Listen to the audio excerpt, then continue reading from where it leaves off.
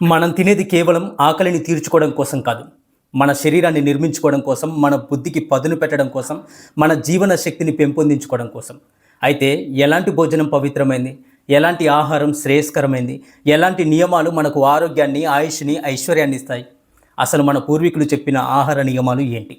వాటి వెనక ఉన్న శాస్త్రం ఏంటి? వాటి వెనక ఉన్న ఆధ్యాత్మికత ఏంటి? ఈరోజు మనం ఈ వీడియోలో పూర్తిగా తెలుసుకోబోతున్నాం.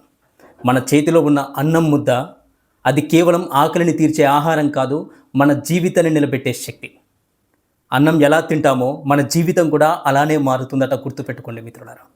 ఒక తాతయ్య చాప మీద కూర్చొని ఉన్నాడు. మనవడు పక్కనే ఉన్నాడు. తాతయ్య, భోజనం అంటే కేవలం తినడమేనా? అసలు తినేటప్పుడు ఏ ఏ నియమాలు పాటించాలి తాతయ్య అని అడిగాడు ఆ మనవడు. తాతయ్య చిన్న చిరునవ్వు నవ్వి, కాదు బిడ్డ, భోజనం అనేది ఒక యజ్ఞంతో సమానం. కాకి ముట్టినది, జంతువులు వాసన చూసినటువంటి ఆహార పదార్థాన్ని అది కేవలం ఆహార పదార్థం కాదు, శుద్ధి కోల్పోయిన పదార్థం అవుతుంది. అలాంటి భోజనాన్ని తినకూడదు బిడ్డ. మన శరీరానికి ఇచ్చేది శుభ్రమైనదే ఉండాలి.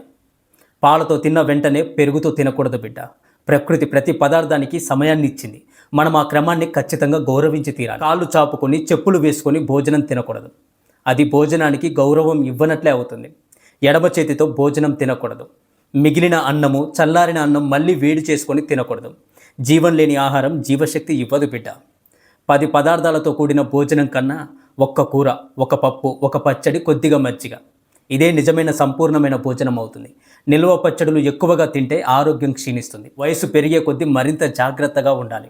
సూర్యగ్రహణం, చంద్రగ్రహణం ముందు ఆహారాన్ని తీసుకోకూడదు. ఆ సమయం శరీర విశ్రాంతి కోసం మాత్రమే. ప్రకృతి మారినప్పుడు మనం కూడా ఆగాలి బిడ్డ.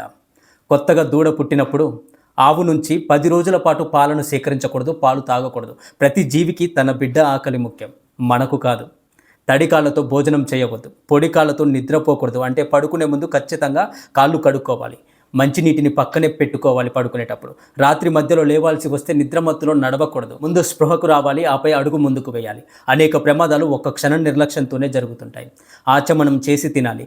అన్నానికి నమస్కరించాలి. వండిన వారిని మెచ్చుకోవాలి. ఆహారాన్ని చూసి చిరాకు పడకూడదు. అప్పుడు అది బలాన్ని ఇస్తుంది. లేకపోతే అదే ఆహారం భారం అవుతుంది. తినేటప్పుడు మధ్యలో లేవకూడదు, ఎక్కువగా మాట్లాడకూడదు, ఎంగిలి అన్నం ఎవరికీ ఇవ్వకూడదు. రుచిగా ఉందని అతిగా తింటే ఆయుష్ క్షీణిస్తుంది. అవసరమైనంతే వడ్డించుకోవాలి, అవసరమైనంతే తినాలి. రోజుకు 2 సార్లు మాత్రమే భోజనం చేయమని శాస్త్రం చెబుతుంది. మధ్యలో తినకుండా ఉంటే అది ఉపవాస ఫలితాన్ని ఇస్తుంది మిత్రులారా. తూర్పు వైపు తిరిగి తింటే ఆయుర్దాయం పెరుగుతుంది. దక్షిణం వైపు తిరిగి తింటే కీర్తి పెరుగుతుంది. ఉత్తరం వైపు తిరిగి తింటే కోరికలు ఫలిస్తాయి. పడమర, దక్షిణం వైపు తినకూడదు. వామన పురాణం, విష్ణు పురాణం చెబుతున్న సత్యాలవి. కానీ తూర్పు వైపు భోజనం అనేది అన్ని శాస్త్రాలు సమ్మతించిన మార్గం. ప్రతి ఆకుకు తనదైన గుణం ఉంటుంది. ధనం కోరేవాడు కొన్ని ప్రత్యేకమైన ఆకుల్లో భోజనం చేయాలి.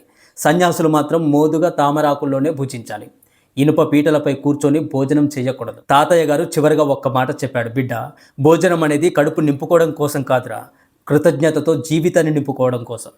తినే ముందు అన్నానికి ఖచ్చితంగా నమస్కరించాలి. భగవన్ నామస్మరణ చేయాలి. తిన్న తర్వాత దేవుణ్ణి స్మరించుకోవాలి. అప్పుడు ఒక్క ముద్ద తిన్నా సరే అది అమృతంతో సమానం అవుతుంది. దాన్ని గౌరవిస్తే, అన్నాన్ని గౌరవిస్తే అది మనకు బలాన్ని ఇస్తుంది. అన్నాన్ని అవహేళన చేస్తే అదే మనల్ని బలహీనులను చేస్తుంది. మన పూర్వీకులు చెప్పిన ఈ నియమాలు కేవలం ఆచారాలు కాదురా, మన ఆరోగ్యం, మన ఆయుష్, మన సంస్కృతిని కాపాడే మార్గాలు బిడ్డ. ఈ రోజు నుంచి తినే ముందు ఒక్క క్షణం ఆగండి. అన్నానికి మనస్ఫూర్తిగా నమస్కరించండి. వండిన చేతులను ఆశీర్వదించండి, మెచ్చుకోండి. అప్పుడు ఆ భోజనం అమృతమయం అవుతుంది. ఈ సందేశం మీ హృదయానికి తాకితే, ఈ నియమాలు మరికొందరికి చేరాలని మీకు అనిపిస్తే ఈ వీడియోని ఇప్పుడే లైక్ చేయండి. మీ యొక్క అభిప్రాయాన్ని తప్పకుండా కమెంట్లో చెప్పండి.